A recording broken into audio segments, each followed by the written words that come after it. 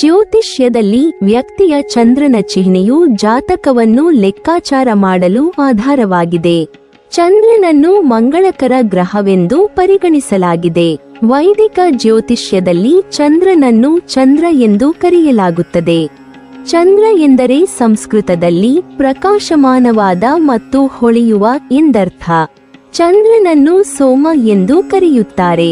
ಪಾಶ್ಚಾತ್ಯರು ಸೂರ್ಯ ಚಿಹ್ನೆಯನ್ನು ಅನುಸರಿಸಿದರೆ, ಎಲ್ಲ ಹಿಂದೂಗಳು ತಮ್ಮ ಚಂದ್ರನ ಚಿಹ್ನೆಯನ್ನು ಅನುಸರಿಸುವುದನ್ನು ನೀವು ಕಾಣಬಹುದು. ಚಂದ್ರ ಮತ್ತು ಅದರ ಜನ್ಮ ಚಿಹ್ನೆಯು ಹಿಂದೂ ಸಂಸ್ಕೃತಿ ಮತ್ತು ಜ್ಯೋತಿಷ್ಯದಲ್ಲಿ ಪ್ರಮುಖವಾಗಿದೆ. ಜ್ಯೋತಿಷ್ಯ ಶಾಸ್ತ್ರದಲ್ಲಿ ಸೂರ್ಯ ಗ್ರಹವನ್ನು ತಂದೆ ಎಂದು ಪರಿಗಣಿಸಲಾಗುತ್ತದೆ ಮತ್ತು ಚಂದ್ರ ಗ್ರಹವನ್ನು ಸ್ತ್ರೀ ಗ್ರಹವೆಂದು ಪರಿಗಣಿಸಲಾಗುತ್ತದೆ.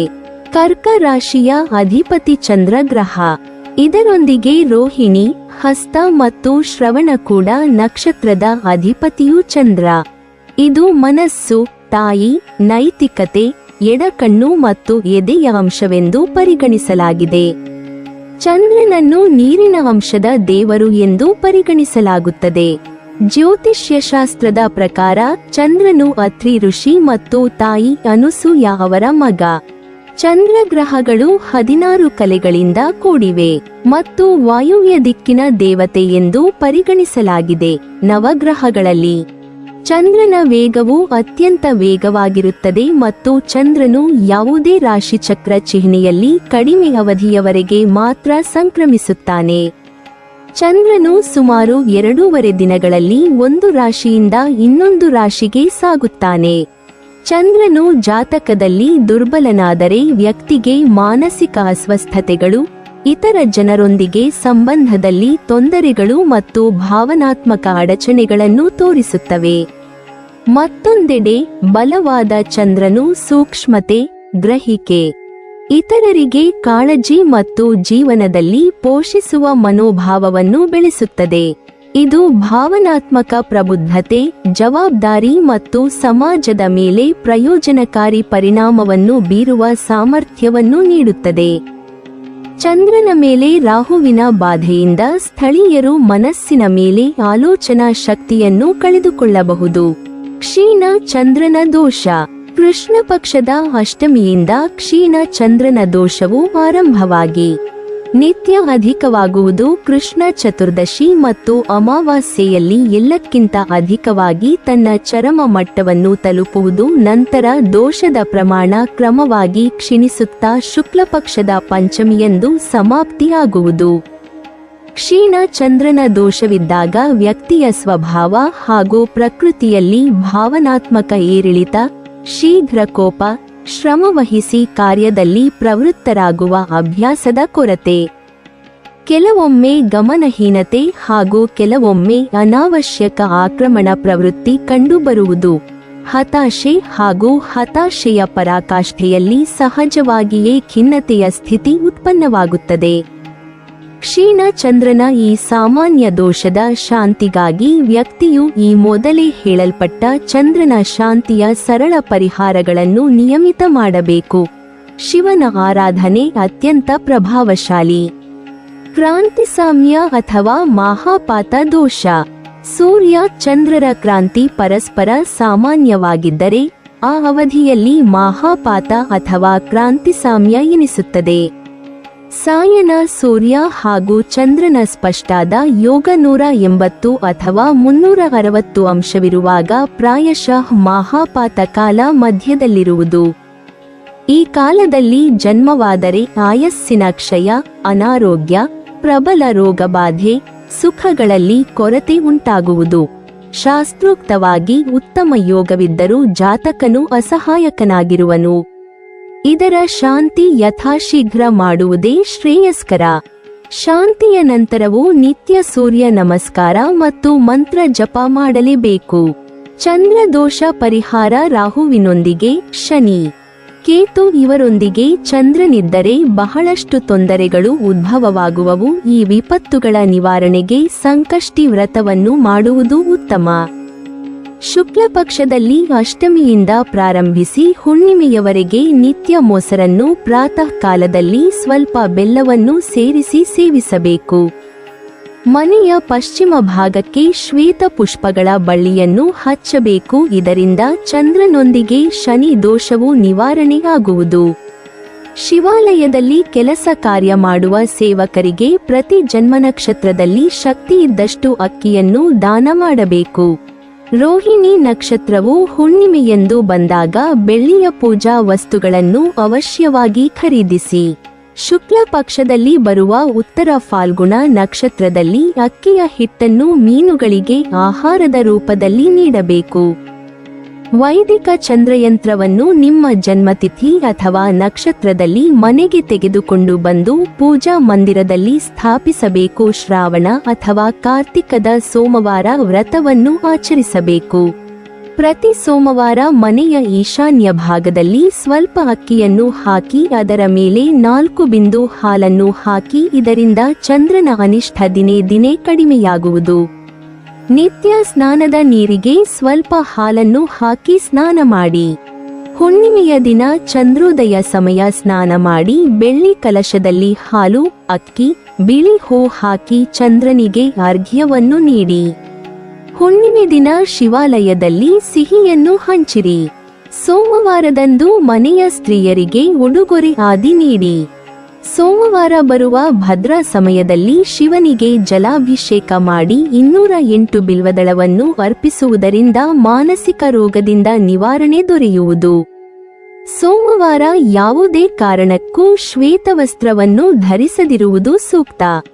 ಒಂದು ವೇಳೆ ಯಾವುದೇ ಸ್ಥಾನದಲ್ಲಿ 3 ಬಾರಿಗಿಂತ ಅಧಿಕ ಬಾರಿ ಅಪಘಾತಗಳು ಸಂಭವಿಸಿದ ಜಾಗದಲ್ಲಿ ಚಂದ್ರದೋಷವಿರುವರು ಒಬ್ಬರೇ ಹೋಗಬಾರದು. ಕಾರಣ ಆ ಸ್ಥಾನದೋಷವು ಚಂದ್ರದೋಷವಿರುವ ವ್ಯಕ್ತಿಗೆ ಹೆಚ್ಚು ಬಾಧಕವಾಗುವುದು. ಒಂದು ವೇಳೆ ಜಾತಕನ ಕುಂಡಲಿಯಲ್ಲಿ ಚಂದ್ರ ಉಚ್ಚರಾಶಿಯವನು ಅಂದರೆ ವೃಷಭದಲ್ಲಿದ್ದಾಗ ಶ್ವೇತ ಪದಾರ್ಥಗಳನ್ನು ದಾನ ಮಾಡಬಾರದು. ಒಂದು ವೇಳೆ ನೀಚ ರಾಶಿಯಲ್ಲಿ ವೃಶ್ಚಿಕದಲ್ಲಿ ಚಂದ್ರನಿರುವಾಗ ದಾನ ಪಡೆಯಬಾರದು.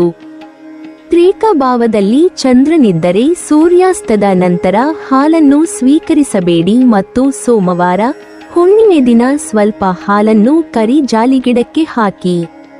ಅವಕಾಶ ದೊರೆತಾಗ ಸ್ಮಶಾನ ಪಕ್ಕದಲ್ಲಿರುವ ಬಾವಿ, ಕೆರೆ, ಬೋರವೆಲನ ನೀರಿನಿಂದ ಸ್ನಾನ ಮಾಡಿ. ಹೀಗೆ 5 ಸ್ನಾನ ಮಾಡಿದರೆ ಚಂದ್ರನ ದೋಷವು ಅರ್ಧದಷ್ಟು ಕಡಿಮೆಯಾಗುವುದು. ಚಂದ್ರ ತೀವ್ರಗಾಮಿಯಾದ ಗ್ರಹ ಮನಸ್ಸಿಗೆ ಕಾರಕನವನು. ಆದ್ದರಿಂದ ಮನಸ್ಸನ್ನು ಚಂಚಲ ಎಂದಿರುವರು. ಹೇಗೆ ಚಂದ್ರನ ಸ್ಥಿತಿ ಪರಿವರ್ತನೆ ಆಗುವುದೋ ಅಂತೆಯೇ ಮನಸ್ಸು ಬದಲಾಗುವುದು. ಆದ್ದರಿಂದ ಒಂದು ವೇಳೆ ಯಾರದ್ದೇ ಜನ್ಮ ಕುಂಡಲಿಯಲ್ಲಿ ಯಾವುದೇ ಪ್ರಾಕಾರದ ಚಂದ್ರ ಅಶುಭವಾಗಿದ್ದಾಗ ಅಂಥವರು ಯಾವುದೇ ದೊಡ್ಡ ನಿರ್ಧಾರವನ್ನು ಒಂಟಿಯಾಗಿ ತೆಗೆದುಕೊಳ್ಳಬಾರದು. ಬದಲಾಗಿ ತಮ್ಮ ಮನೆಯಲ್ಲಿನ ಸ್ತ್ರೀಯರ ಸಲಹೆ ಅವಶ್ಯವಾಗಿ ಪಡೆಯಬೇಕು. ಚಂದ್ರನು ಕುಂಭ ಲಗ್ನದಲ್ಲಿ ದಶಮ ಭಾವದಲ್ಲಿ ಸ್ಥಿತನಾಗಿದ್ದಾಗ ತನ್ನ ನೀಚ ರಾಶಿಯಲ್ಲಿರುವ ಕಾರಣ ಆತ ಈ ಭಾವದ ಶುಭ ಫಲಗಳನ್ನು ನಾಶಪಡಿಸುತ್ತಾನೆ. ಅಂದರೆ ತಂದೆ ಮತ್ತು ಕಾರ್ಯವ್ಯವಹಾರದಲ್ಲಿ ಹಾನಿಯಾಗುತ್ತದೆ.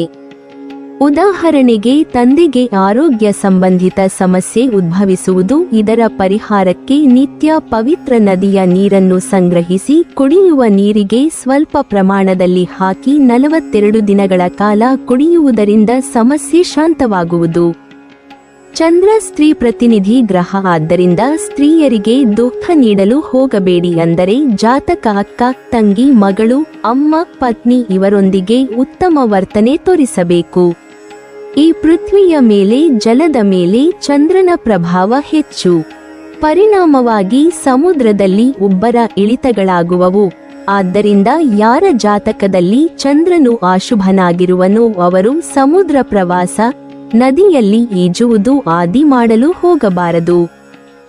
ಜಾತಕದಲ್ಲಿ ಚಂದ್ರನೊಂದಿಗೆ ರಾಹು ಅಥವಾ ಶನಿ ಸ್ಥಿತರಿದ್ದರೆ ಜಾತಕನು ಹುಣ್ಣಿಮೆ ಹಾಗೂ ಅದರ ಹಿಂದಿನ ದಿನ ಏಕಾಂಗಿಯಾಗಿ ಇರುವುದು ಆಗಲಿ ಅಥವಾ ಮಹತ್ವದ ನಿರ್ಣಯ ಕೈಗೊಳ್ಳುವುದು ಆಗಲಿ ಮಾಡಬಾರದು. ಇದರಿಂದ ಅವನಿಗೆ ಹಾನಿ ಸಂಭವಿಸುವುದು. ಇಂಥವರು 90 ದಿನಗಳ ಕಾಲ ನಿತ್ಯ ಲಲಿತಾ ಅಷ್ಟೋತ್ತರ ಪಠಿಸಬೇಕು. ಯಾರ ಜಾತಕದಲ್ಲಿ ಚಂದ್ರನು ಅನಿಷ್ಟಕಾರಕನಾಗಿದ್ದಾನೋ ಅಂಥವರು ಜೀವನ ಪರ್ಯಂತ ಸರಳ ಉಪಾಯಗಳನ್ನು ಮಾಡಬೇಕು. ಇದರಿಂದ ಚಂದ್ರನ ಅನಿಷ್ಟ ಫಲಗಳು ನಿವಾರಣೆ ಆಗುವುದು ಜೊತೆಗೆ ಯಾರ ಜಾತಕದಲ್ಲಿ ಚಂದ್ರನು ಶುಭವಾಗಿದ್ದಾನೋ ಅಂಥವರು ಸಹ ಈ ಉಪಾಯಗಳಿಂದ ಅವನ ಶುಭತ್ವ ವೃದ್ಧಿಸಿಕೊಳ್ಳಬಹುದು. ಮದುವೆಯ ದೋಷವಿರುವ ಕನ್ಯೆಯರು ಶಿವಾಲಯಕ್ಕೆ ಹೋಗಿ ತಾಮ್ರದ ಪಾತ್ರೆಯಿಂದ ಶಿವನಿಗೆ ಅಭಿಷೇಕ ಮಾಡಿ ಅಕ್ಷತೆ, ಶ್ವೇತ ಪುಷ್ಪಗಳನ್ನು 21 ಸೋಮವಾರ ಮಾಡುವುದರಿಂದ ಕನ್ಯೆಗೆ ಉತ್ತಮ ವರನ ಪ್ರಾಪ್ತಿಯಾಗುವುದು. ಚಂದ್ರನನ್ನು ಬಲಿಷ್ಠ ಮಾಡಬೇಕು ಎಂದಾಗ ಶಿವನ ಉಪೇಕ್ಷೆ ಸಲ್ಲದು. ಅಂದರೆ ಯಾವುದೇ ಶಿವಾಲಯ ಎದುರಾದಾಗ ಮಾನಸಿಕವಾದರೂ ನಮಸ್ಕಾರ ಸಲ್ಲಿಸಿಯೇ ಮುಂದುವರಿಯಬೇಕು.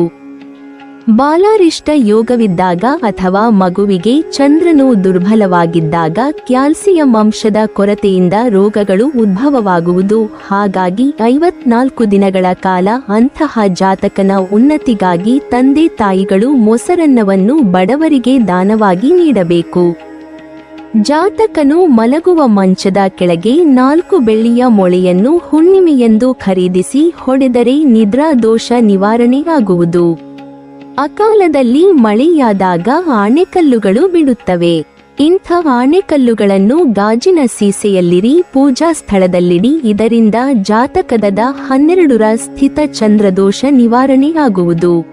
ಚಂದ್ರನನ್ನು ಪ್ರಬಲಗೊಳಿಸುವ ಉಪಾಯಗಳು. ಈ ಕೆಳಗಿನ ಮಂತ್ರದಲ್ಲಿ ಯಾವುದಾದರೂ ಒಂದು ಮಂತ್ರವನ್ನು ನಿಮ್ಮ ಜನ್ಮತಿಥಿಯಿಂದ ಆರಂಭಿಸಿ 90 ದಿನಗಳ ಕಾಲ ನಿತ್ಯ 108 ಬಾರಿ ಹೇಳಿದರೆ ಚಂದ್ರನು ಅತ್ಯಂತ ಬಲಿಷ್ಠನಾಗುವನು. ಜೊತೆಗೆ ಅವನು ಜಾತಕದ ಯಾವ ಭಾವದಲ್ಲಿ ಇರುವನೋ ಮತ್ತು ದೃಷ್ಟಿ ಇಡುವನೋ ಅದರ ಸಂಪೂರ್ಣ ಫಲ ನೀಡುವನು.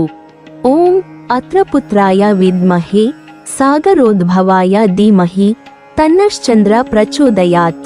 ಯ ತೇ ರುದ್ರ ಶಿವಾ ತನೂರಘೋರ ಪಾಪಕಾಶಿನಿ ತಯಾ ನಸ್ತನ್ವಾ ಶಂತಮಯ ಗಿರಿಶಂತಾಭಿಚಾಕಶಿಹಿ ತ್ರ್ಯಂಬಕಂ ಯಜಾಮಹೇ ಸುಗಂಧಿಂ ಪುಷ್ಟಿವರ್ಧನಂ ಉರ್ವಾರುಕಮಿವ ಬಂಧನಾನ್ ಮೃತ್ಯೋರ್ಮುಕ್ಷೀಯ ಮಾಮೃತಾತ್. ನೀವಿನ್ನೂ ನಮ್ಮ ಚಾನಲನ್ನು ಸಬ್ಸ್ಕ್ರೈಬ್ ಮಾಡಿಲ್ವಾ? ಹಾಗಾದರೆ ಈ ಕೂಡಲೇ ನಮ್ಮ ಇಂದ್ರಜಾಲ ಚಾನಲ್ ಅನ್ನು ಸಬ್ಸ್ಕ್ರೈಬ್ ಮಾಡಿ ಮತ್ತು ಪಕ್ಕದಲ್ಲಿರುವ ಬೆಲ್ ಐಕಾನ್ ಅನ್ನು ಕ್ಲಿಕ್ ಮಾಡಿದರೆ ನಮ್ಮ ಹೊಸ ವಿಡಿಯೋಗಳನ್ನು ನೀವು ನೋಡಬಹುದು.